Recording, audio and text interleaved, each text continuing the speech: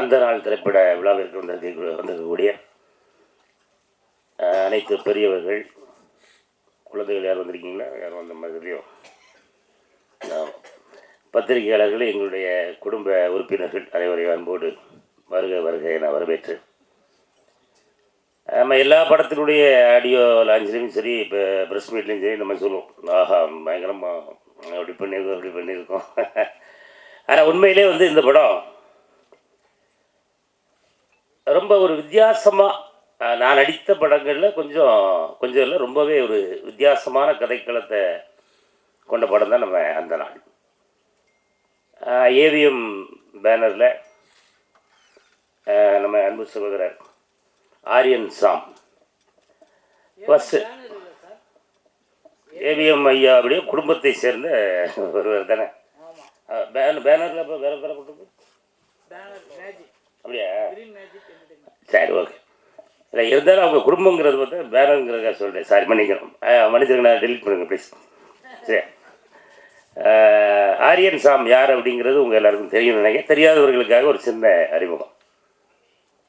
ஐயா ஏவிஎம் சரவணன் ஐயா, பாலசுப்ரமணியன் ஐயா, எம்எஸ் குகன் ஐயா. அவங்க குகன் ஐயா அவர்களுக்கு 2 பெண்கள். அதில் 2 பெண்ணில் ஒரு பெண்ணை நம்ம ஹீரோ கல்யாணம் பண்ணியிருக்காங்க. இப்போ தெரியுதில்ல உங்களுக்கெல்லாம் அந்த உறவு முறைகள் தெரியும் நினைக்கிறேன். ரைட்டு. அந்த ஏவிஎம் குடும்பத்திலிருந்து வந்தாலும் ஒரு புதிய ஒரு நடிகர், இப்போ தான் முதல் முறையாக நடிக்க வந்திருக்கிறார் அப்படின்ற மாதிரி தான் நான் அவர்கிட்ட எந்த ஒரு இடத்துலையுமே அதை நான் பார்க்கல. ஏன்னா டைரக்டர் என்ன விரும்புகிறாரு, இப்போ நம்ம விவேக் சார் விவேக் சாரை பற்றி இந்த இடத்துல ஒரு 2 வார்த்தை கண்டிப்பாக சொல்லி ஆகணும். என்ன அப்படின்னா, விவேக் சார் அவர்கிட்ட நீங்கள் கதை கேட்டிங்கனாலே அப்படி சொல்லுவார். அந்த கதை சொல்கிற ஒரு திறமை மற்ற இயக்குநர்களும் கதை சொல்லி கேட்டிருக்கேன். ஆனால் விவேக் சார் சொல்கிறது அப்படியே அந்த அந்த சீனில் என்ன இருக்கோ அப்படியே ஒரு இன்ச்சு விடாமல் அழகாக சொல்லுவார். அதை கேட்கும்போதே எனக்கெல்லாம் ரொம்ப ஆர்வமாகிடுச்சு. ஓ அப்படியா, ரைட்டு, எனக்கு என்னென்ன கேரக்டர் அது நாங்கள் ஷூட்டிங் ஸ்பாட்டில் சொல்லுவோம், நம்ம படத்தில் நீங்கள் இருக்கீங்க அப்படின்னு மட்டும் என்னை சொல்லிட்டு ஒரே ஒரு சீன், அந்த ஒரு சீன் எனக்கு போட்டு காமிச்சாங்க. நம்ம படம் இப்படி தாங்க இருக்கும் அப்படின்னு சொல்லி லேப்டாப்பில் ஒரு சீன் எனக்கு போட்டு காமிச்சிட்டு கதையெல்லாம் சொல்லலை. அப்போ அந்த அதை பார்த்து முடித்த கூட இதுக்கு அடுத்த ஒரு சீன் மட்டும் நான் உங்கள்கிட்ட சொல்லுவேன் என்ன அப்படின்னு சொல்லி ஒரு சீன் சொன்னால் நான் அப்படி அப்படி உட்காந்து பார்த்துட்டு இருக்கேன். அவரை அவ்வளவு ஒரு அருமையாக கதை மட்டும் சொல்வதில்லை, அதை படமாக்குற விதமும் அவர் விவேக் அவர்களுக்கு இருக்குது அப்படிங்கிறத நான் அந்த ஸ்பாட்டில் பார்த்து தெரிஞ்சுக்கிட்டேன். வாழ்த்துக்கள் விவேக்னே. கூடிய விரைவில் ஒரு முக்கியமான ஒரு உயரத்தை உங்களை நான் கண்டிப்பாக பார்ப்பேன். எல்லாருமே பார்ப்பாங்க. அது நம்ம பத்திரிகை பீப்புளுக்கு கண்டிப்பாக சொல்லணும்ல. அதுக்கு அடுத்து நம்ம ஹீரோ. இப்போ ஹீரோ எப்படி இருக்குன்னா படம் எதுவும் பண்ணியிருக்காங்கண்ணே அப்படின்னு கேட்டேன். இல்லைங்க, இந்த ஃபேமிலியிலேருந்து வந்திருக்காங்க அப்படின்னாலும். அப்படியா, சரி ரைட்டு. ஒரு பெரிய குடும்பம், சரி நம்மகிட்டலாம் எங்கே உட்காந்து பேசிய போகிறாங்க அப்படின்னு சொல்லி யோசிச்சுட்டு இருக்கும்போது தான் அது முதல் நாளே உடச்சிட்டாப்புல. வாங்க அண்ணாச்சி வாங்க, உங்கள் நிகழ்ச்சிகள்லாம் நான் பயங்கரமாக பார்த்துருக்கேன், பயங்கர என்ஜாய் பண்ணுவோம் வீட்டில். அப்போ நீங்கள் நம்ம படத்தில் இருக்க ரொம்ப மகிழ்ச்சி அப்படின்னு சொல்லி எப்போவுமே ரொம்ப ரொம்ப ரொம்ப ரொம்ப ஜாலியாக நாங்கள் கிட்டத்தட்ட ஷூட்டிங் பகலில் வச்சதே கிடையாது. கிட்டத்தட்ட ஒரு 26 நாள் நைட்டு மட்டுமே நடித்தோம். அதுலேருந்து தான் என் உடம்பு கெட்டு போச்சு, தூக்கமே வர்றது போச்சு. நைட்டுக்கு சாயந்தரம் 6 மணிக்கு அப்படி தூக்கி கேமரா மாட்டினோம்னா விடிய காலம் தான். கோழி கொக்கரக்கோன்னு போகும்போது தான் நாங்கள்லாம் போய் அங்கேயே ரூம் எடுத்து அங்கேயே தங்கிட்டு பகலில் போகிற ரெஸ்ட் எடுத்துகிட்டு பழையபடி நைட்டு திருப்பி ஓடி வந்துடும். இப்படி இரவுன்னு அடேகப்பா அந்த அந்த காட்சி, அந்த படத்தில் அவர் நடிச்சிருக்கிற விதம் கண்டிப்பாக ஆரியன் சாமுக்கு தமிழ் சினிமாவில் ஒரு அற்புதமான ஒரு இடம் காத்திருக்கு. அது நாளையிலேருந்து ஸ்டார்ட் ஆகுதுன்னு நினைக்கிறேன். அது சரியா நம்ம படத்தை பார்த்துட்டு இப்போ நம்ம ஆளுக்குள்ளே சொல்லிடுவாங்க, பரவாயில்ல அண்ணாச்சி சொன்னது கரெக்டாக தான் சொல்லியிருக்காரு. அந்த காட்சிக்கு என்ன தேவையோ அதை அவ்வளவு அருமையாக மிக சிறப்பாக பண்ணியிருந்தாங்க. அதே போல் ஹீரோயினில் நம்ம 2 பேர் நினைக்கிறேன், ஒரு பாப்பா ஒன்று வரலன்னு நினைக்கிறேன் இல்லையா. அதே போல் இவர்களும் இப்போ நான் ஃபஸ்ட் டைம் தான் அவங்கள பார்க்குறேன். நடிப்புன்னா அவங்க நடிப்பு யதார்த்தமாக நடிக்க. நான் அவங்ககிட்ட கேட்டேன், நான் டேரக்டர்கிட்ட, என்னங்க அந்த பொண்ணு நீங்கள் சொல்லிக் கொடுத்தது மட்டும் அப்படியே போயிட்டு அப்படி உட்காந்து, அதுதாங்க நீங்கள் என்ன சொன்னாலும் அப்படியே நடிப்பாப்புல, அதுதான் ஹீரோயின் அப்படின்னாங்க. ஆனால் அவர்களும் இந்த இடத்துல அவங்களுக்கு ஒரு கைத்தட்டு கொடுத்து உற்சாகப்படுத்திடலாமா? ஆமாம் ஆமாம், புதுசாக நடிச்சிருக்காங்க, நல்லா நடிச்சிருக்காங்க எல்லாரும்.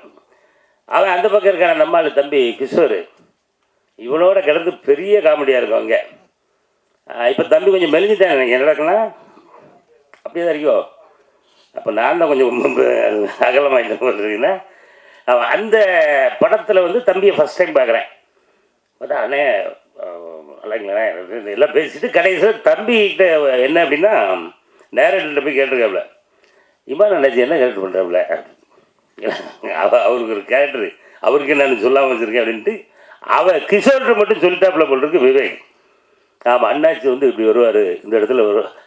அண்ணே ரொம்ப நல்லா இருக்குண்ணே, அண்ணாச்சி இந்த இடத்துக்கு வச்சுட்டு அந்த கேரக்டர் என்கிட்ட கொஞ்சம் கொடுங்களேன்னு சொல்லி கேட்டாங்களே. அது அவனே வந்து என்கிட்ட சொல்கிறான். நான் போய் டேரக்டர்கிட்ட கேட்டேனே, இல்லை இந்த கேரக்டர் அண்ணாச்சி பண்ணால் தான் கரெக்டாக இருக்கும் அப்படின்னு சொல்லி அண்ணாச்சி கொடுத்துட்டோம் அப்படின்னு சொல்லி சொன்னாப்புல.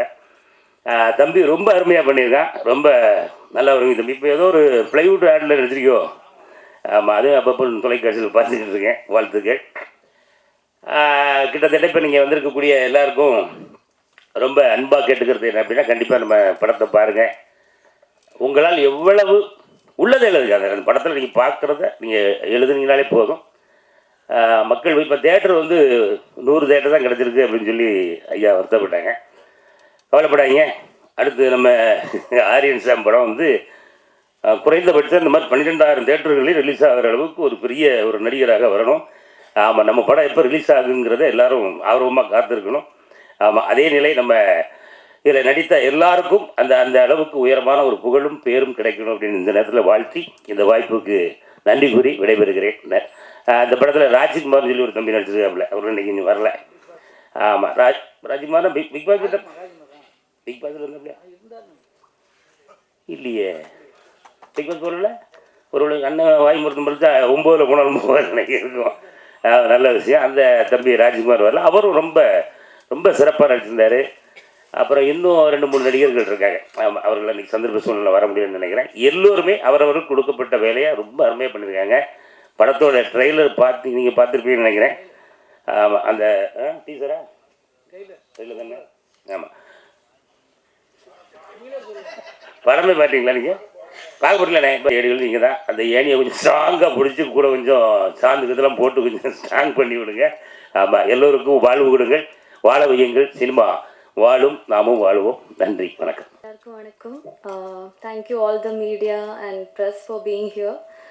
அந்த நாள் வந்து எனக்கு கொஞ்சம் ஸ்பெஷலான ப்ராஜெக்ட்னு சொல்லலாம். ஏன்னா நான் தமிழில் பண்ண வெரி ஃபர்ஸ்ட் ப்ராஜெக்ட் இது. ஸோ இது நாளைக்கு ரிலீஸ் ஆக போகுது. So I am so happy and super excited.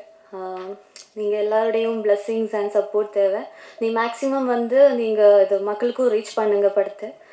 So thank you so much.